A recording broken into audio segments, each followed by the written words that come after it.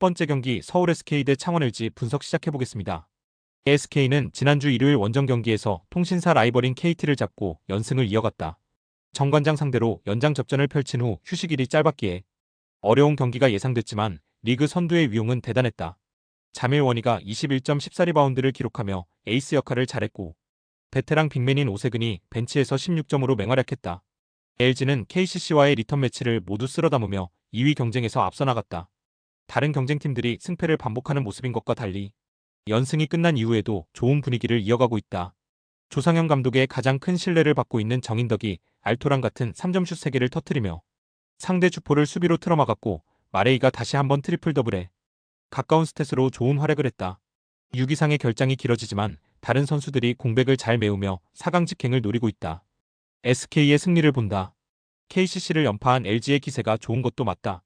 그러나 최근 10경기에서 유일하게 패배를 안긴 리그 선후 SK를 원정에서 상대하는 건 큰 부담이다. 마레이 상대로도 보드 장악에서 밀리지 않을 수 있는 자밀원이가 있고 안영준과 김선영, 오세근이 매치업 우위를 가져갈 SK가 승리하고 휴식기에 들어갈 것이다. 두 번째 경기 신한은행 대 우리은행 분석 시작해보겠습니다. 신한은행은 승리하는 팀이 단독 4위로 가는 중요한 경기에서 KB에 역전승했다. 나가타 모에의 공격을 막지 못하며 분위기를 내줬던 지난 청주 원정이었는데 승부처 경기력이 좋았다. 막판 연속 4득점을 올리며 승리를 견인한 타니무라가 13.15리바운드를 기록하며 맹활약했고 신지연의 초반 득점도 있었다. 플레이오프 진출에 유리한 고지를 점령했고 이제 이 경기를 통해 굳히기를 노린다. 우리은행은 지난주 일요일 홈경기에서 삼성의 추격을 뿌리치고 승리했다. 4쿼터 중반 상대의 공격적인 수비에 고전하며 2점 차까지 추격당했지만 김단비와 나츠키의 연속 3점포가 터지며 고비를 넘겼다. 4쿼터에만 12.4스틸을 기록한 김단비가 31.9리바운드로 맹활약했고 루키인 이민지도 3.3방과 함께 15점을 기록했다. 신한은행의 승리를 본다. 썸과 치열한 우승 경쟁 중인 우리은행의 경기 동기부여가 확실하지만 동기부여 면에서는 신한은행이 뒤질 이유가 없다. 또 한엄지의 부상으로 인해 빅맨이 부족한 우리은행이기에 리카와 최희샘, 홍유순이 나설 신한의 트리플 포스트에 고전할 것이다. 두 팀 모두 승리가 필요하지만 원하는 결과는 홈팀이 가져갈 것으로 보인다. 세 번째 경기 우리카드 대 한국전력 분석 시작해보겠습니다.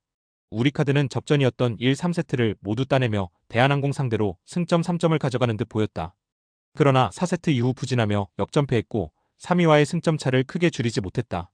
니콜리치가 모처럼 50%가 넘는 성공률로 팀 내 최다인 21점을 기록했고 알리가 성공률 70%를 기록했지만 서브와 블로킹에서 밀린 것이 아쉬웠다. 그래도 니콜리치가 폼을 끌어올린 데다 국내 공격수들도 어느 정도 역할을 했기에 반격을 노리고 있다. 한전은 지난 주말 원정 경기에서 리그 선두인 형캐를 괴롭혔지만 승점 추가는 실패했다. 최근 팀의 주포 역할을 하는 김동영이 3세트 중요한 서브 득점을 기록하며 활약했고 임성진이 50%의 성공률로 18점을 올렸지만 승리까지 가긴 어려웠다. 야마토를 대신해 나온 김주영이 기대 이상의 볼배급을 해줬고 전진선의 블로킹 득점도 있었지만 외인 선수의 지원 없이 승리를 따내긴 어려웠다. 우리카드의 승리를 본다. 한전은 마테우스 외에도 서재덕과 신영석 등 팀에서 가장 중요한 3명의 선수가 모두 부상 중이다. 정성환과 윤하준 등이 공백을 메워야 하는데 베테랑 듀오와 외인 아포짓의 공백을 메우긴 어렵다. 니콜리치가 경기력을 끌어올렸고 알리와 김지한이 뒤를 지원할 우리카드가 승리할 것이다. 네 번째 경기 대전 정관장 대 IBK 기업은행 분석 시작해보겠습니다. 정관장은 지난 주말 경기에서 현대건설 상대로 승점 3점을 따내며 다시 1위 흥국생명 추격에 나섰다. 부키리치와 메가 등 외인 쌍포가 나란히 20점 이상을 높은 성공률로 기록하며 화력에서 압도했고 표승주가 퀵오픈을 자주 성공하며 외인 쌍포를 지원했다.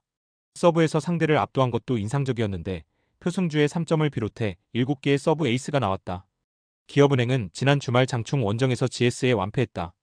김채원이 부상에서 돌아왔기에 아웃사이드 히터로 이소영을 기용했지만 육서영과 함께 공격 성공률이 25%도 되지 못했고 이주아의 최근 부진도 크다. 빅토리아가 27점을 기록하긴 했지만 그에게 향하는 토스의 질이 좋지 않았기에 네트에 걸리는 공격 시도도 많았다. 정관장의 승리를 본다. 기업은행은 한때 선두권을 위협하던 팀이었지만 이제 완벽하게 모멘텀을 잃으며 플레이오프행이 물 건너가는 모습이다. 김희진과 이소영은 부활하지 못했고 세터 리스크가 늘 크다.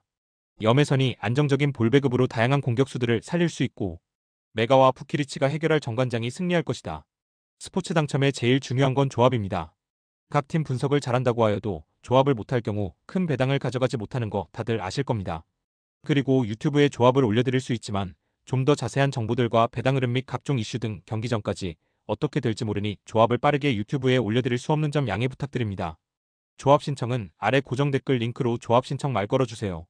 금전 요구 및 멤버십 가입 조건 일체 없습니다. 좋은 건 서로 나눠 갑시다.